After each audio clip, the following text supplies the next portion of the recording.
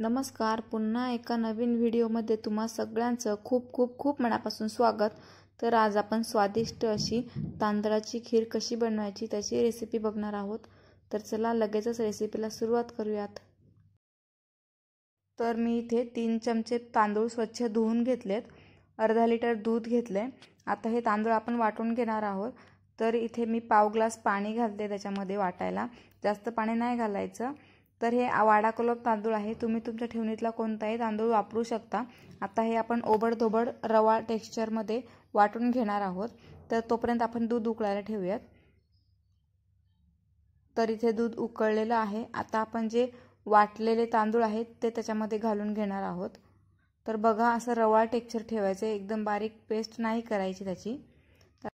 तर ही खीर करताना सारखं हलवत राहायचं आहे, नाहीतर ही खीर खाली लागू शकते, कारण तांदळामध्ये स्टार्च असतं किंवा मग गुठळ्या सुद्धा होऊ शकतात तांदळाच्या। तर इथे मी सुक्का मेवा घेतलाय, काजू बदामाचे तुकडे। तुम्ही अजून काही वापरायचं असेल तर तेही वापरू शकता। तर तेही लगेच घालून घ्यायचं, म्हणजे तांदळासोबत शिजून निघेल। तर इथे मी थोडं केसरही घातलेत, 9-10 काड्या। तुम्ही नाही घातल्या, स्किप केल्या तरीही चालतील, पण याने थोडं टेस्ट येते आणि कलरही येतो, म्हणून मी घातलंय। तर आता मंद आचेवर आपण खीर शिजवून घेऊयात।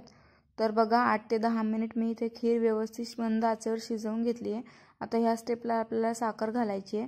तर मी 3 मोठे चमचे साखर घालते, तुम्ही तुमच्या गोडीनुसार कमी जास्त करू शकता। आम्हाला कमी गोड लागते, तर ह्या स्टेपलाच आपल्याला साखर घालायची आहे, कारण खीर शिजवून कमी होते त्याच्यामुळे अंदाज नाही येत, त्यामुळे ह्या स्टेपला साखर घालायची। तर अजून 2 ते 3 मिनिट आपण खीर होऊन देऊयात। तर 2 ते 3 मिनिट झालेली आहेत। आता मी गॅस बंद केलाय। आता वेलची पूड सगळ्यात शेवटी घालायची, म्हणजे त्याचा वास राहतो।